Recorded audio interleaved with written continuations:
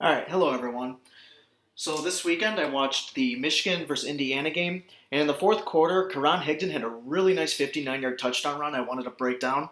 I chose it because Michigan ran a very standard, basic counter play. If you saw my counter tray, counter reach video, it's that exact play. It lined up really nicely. The play call was good. The design, the setup, and execution worked perfectly. So I thought it'd be a good example to use. As you can see, I have a couple GIFs running right here. Hopefully they'll work. On the left here is kind of a still stop thing. I'll click through a couple times just to kind of see what it looks like. So we'll get right into it. So up here on the board we have the formation Michigan used and the front Indiana used. These red lines were the stunts used by the front four. So it looked like Indiana has some sort of slant coming on. So first off, Michigan runs the play to the right. They want to run off tackle in the C gap.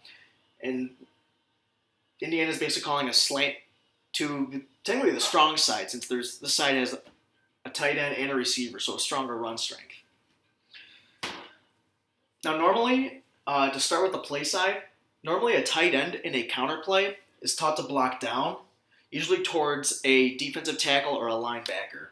But this defensive end's in the way of that. This defensive end's in an inside shade, which can create issues. And you don't want to engage this right here and try to drive, because this is right where we're trying to run the ball. That'll just create a pile. So an adjustment to this, plus a little fun, if you look at this, even though it's like a 4-2 or 4-3 defense, it's kind of a standard 4-4. But in a common adjustment to running counter and power against an inside technique on a tight end like this is to do what's called an arc release or an arc scheme, where the tight end's going to take a wide outside step, arc release, and come out to the corner. And that's what Michigan does here. When he does that, the defensive end recognizes it and steps out with him and tries to knock that tight end off his route in case he's running to the flat or going to run downfield. That's why the defensive end steps out before charging upfield. The two backs off the start of the play, they take their counter steps. So Higdon hops hard here. The fullback is going to step backside. O'Korn opens backside. To these linebackers, they're taught usually to key this back right here, the fullback, if there's two, and they both bite hard. So the two linebackers both step hard off the snap, backside. This linebacker comes way over. This linebacker was really excited to go make a play and wasn't playing very disciplined, and he ends up kind of making this whole play go bad on Indiana's side of things. So on the line, now we've gotten through the tight end. The rest of the play side of the line usually blocks using an assignment that I call on backside, which is you block anything that is on you on the line. So linebackers don't count, so you block anything that is on you and then backside. So this tackle would normally block on or backside. Since there's no one on him, he blocks backside. Now, since this defensive tackle slants inside, there's no point. He comes into the A gap. This tackle's going to leave him and just continue. Now you can see how he takes out his backer, how the steps of these two players help set up that block. It makes it a nice, easy angle. The guard, since this defensive lineman would technically be considered on him, will step play side, and because he slants in, it makes a nice, easy seal block for this guard. And the guard seals him. The center blocks on backside. Again, no one over him, so we're going to step backside. And again, because this tackle slants, made a nice, easy block for the center. Now, so the counter play is a power scheme.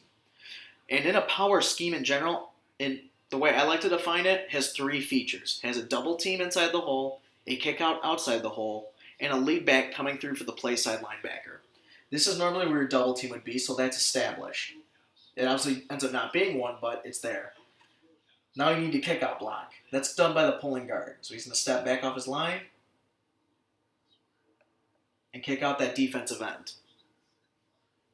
And now you can see the hole opening up here because that defensive end widened before coming upfield to engage the tight end, made a nice bit larger hole right here. These two backside defenders, there's two unblocked defensive players over here. So these two linemen, the tackle and tight end, they double team this defensive end right here. they double team him rather than having the tight end go engage this backer because he's not going to make the tackle. He's too far away from the play. But he is a more immediate threat, so they figured they would just double team here. And again, they don't have to worry about this. Those are coming back because the center's coming back on it anyways. So before I get to the back, to what happens with the backs, once the backs started coming back the other way, this linebacker recognized it and then got too excited again, and now instead of coming up here where he should have went, he stayed level at linebacker depth and went that way, which really kind of messed them up. Good linebacker play is all about playing angles. You normally won't always be playing on a downhill angle. Because when you play sideways, you're basically not doing anything. You're just keeping yourself away from the play, and you're allowing blockers to get a better angle on you. So O'Korn opens up backside to bring the ball back. Once the fullback clears, O'Korn, he plants and then follows the guard through the hole. Ends up kicking out the linebacker, the play side linebacker. So there's your three power elements. You have your double team, your kick out, and your lead block on the play side linebacker. Now also on this play, the safety up top, when he saw the tight end widen, he widened with him. And as Higdon came through the hole, that allowed him his path straight up the middle of the field. So O'Korn hands off, boots out. So as he follows upfield, he goes inside the kick-out block, or inside that block.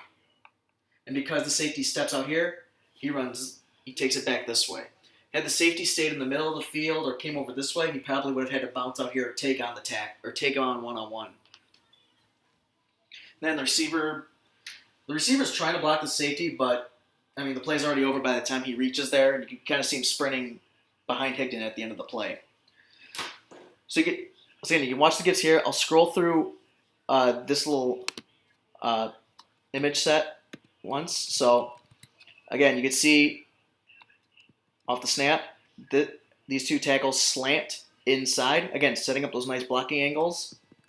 The defensive end steps out, and you can see the hole already opening up. Here comes the guard to kick out. And then here comes the fullback taking out the backer.